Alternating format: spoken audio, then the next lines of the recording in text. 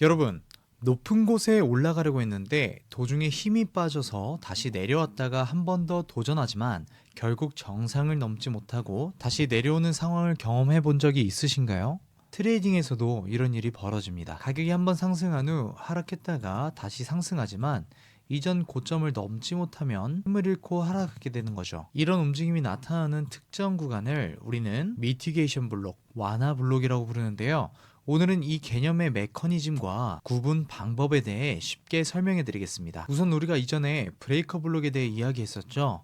이 브레이커 블록은 고점을 만들고 저점을 만들고 고점을 재차 올라가며 스윕의 형태로 나타나면서 저점을 뚫었을 경우에 브레이커 블록이 생성되고 재차 되돌아가면서 저항을 맞고 떨어지는 경우를 브레이커 블록이라고 했었습니다. 이 브레이커 블록은 스마트머니가 가격의 일부를 조작하여 함정을 만들고 추세를 반대 방향으로 바꾸기 위한 움직임이었다면, 미티게이션 블록은 고점을 만들고 하락하여 재차 상승했지만 고점을 넘기지 못하고 하락하여 이러한 구간에서 세력들이 이 구간에 대한 매수 물량이 들어가져 있는데 가격이 급격하게 하락하여 손실을 줄이기 위한 과정에서 특정한 가격으로 되돌아갔다가 포지션을 정리하는 과정이라고 볼 수 있습니다. 쉽게 말해 특정한 구간, 예를 들어서 디맨드 존이나 오더 블록, 공정 가치 갭에서 고점을 만들고 하락할 때 도달을 한다면 매수를 들어가 이 고점까지의 상승을 노렸지만 고점을 넘기지 못하는 상승 실패가 발생되고 저점을 돌파하는 급격한 하락으로 이 구간에 매수를 들어갔던 매수 물량은 손실 상태로 바뀌게 되죠. 이 과정에서 세력은 손실을 줄이기 위해 특정한 가격, 즉 포지션을 들어갔던 직전 저점이었던 이 자리로 가격을 끌어올려 매수 포지션을 정리하게 되는데요. 그렇게 되면 가격은 다시 가려던 방향으로 갈 것이며 아래의 주요 지지 구간까지 내려가게 됩니다. 이렇게 내가 손실 중인 포지션을 완화할 기회를 얻게 되며 그 기회의 자리가 중요한 저항 또는 지지로서 역할을 하는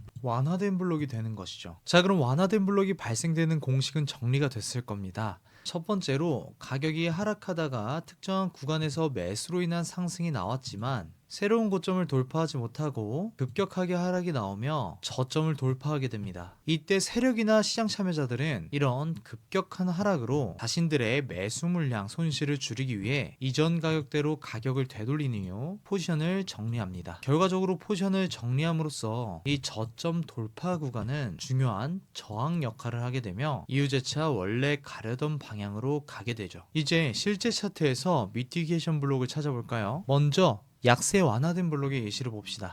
가격이 고점을 만들고 하락하며 특정 구간인 공정가치 갭에서 반등이 나옵니다. 이후 가격은 상승을 했지만 고점을 넘기지 못하고 가격이 하락하며 저점 아래로 떨어집니다. 이 과정에서 이러한 구간에 매수를 들어간 세력들은 손실을 줄이기 위해 가격을 재차 끌어올려 포지션을 정리합니다. 이러한 메커니즘으로 인한 이 저점 구간은 저항으로 작동되고 가격은 원래 방향으로 흘러가게 되죠. 여기서 완화된 블록이 좀 더 명확하게 저항으로서 작동이 되려면 우리가 배운 오더 블록이나 아직 배우지 않은 이러한 공정가치 갭과 겹친다면 더 강력한 지지나 저항으로서 역할을 하게 됩니다. 현재 보여준 예시도 마찬가지로 완화된 블록이 존재하고 완화된 블록 안에 공정가치 갭이 존재를 하죠. 자, 그럼 다른 약세 완화 블록 예시를 보면 가격이 상승하면서 고점을 만들고 저점을 만들며 특정 구간에서 반등이 나왔지만 재차 저점을 뚫는 하락이 나오게 되고 가격이 반등이 나오면서 이 구간에 들어갔던 매수 포지션은 물량의 손실을 완화시키고 가격이 재차 다시 하락을 하는 모습을 볼 수 있죠.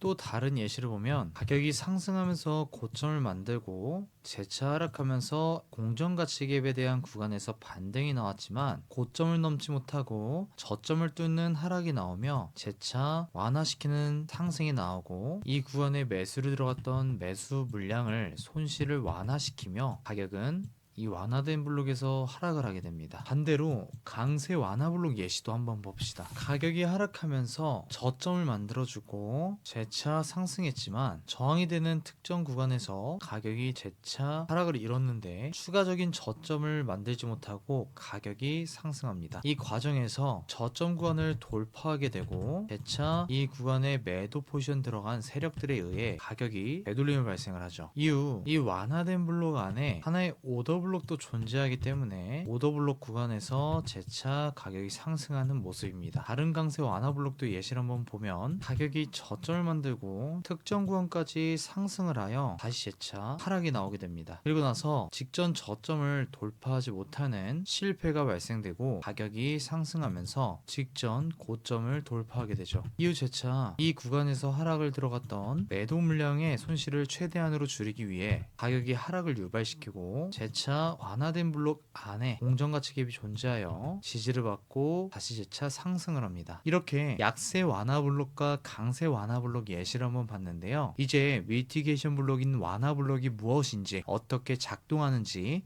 그리고 실전에서 어떻게 활용할 수 있는지 배웠습니다. 하지만 한 가지 더 중요한 개념이 있는데요. 완화된 블록에서는 가격이 한 번 더 상승 도전했다가 실패하면서 하락했지만, 만약 가격이 상승하다 특정한 구간에서 강하게 거부를 당한다면 어떤 일이 벌어질까요? 즉 시장이 특정 가격을 넘으려 했지만 강한 저항을 받아 완전히 밀려버리는 상황, 바로 거부 블록입니다. 미티게이션 블록, 완화된 블록은 한 번의 시도 후 실패한 패턴이지만 리젝션 블록, 즉 거부 블록은 아예 시장이 특정한 가격대를 거부하면서 강한 반전이 나타내는 패턴인데요. 그렇다면 거부 블록은 어디에서 발생할 가능성이 높고 트레이딩에서는 어떻게 활용할 수 있는지, 이 부분은 다음 영상에서 더욱 자세히 다룰 예정이니까 구독과 알림 설정을 잊지 마시고 다음 영상에서 거부 블록을 통해 더욱 강력한 트레이딩 전략을 배워보겠습니다. 끝까지 시청해주셔서 감사합니다.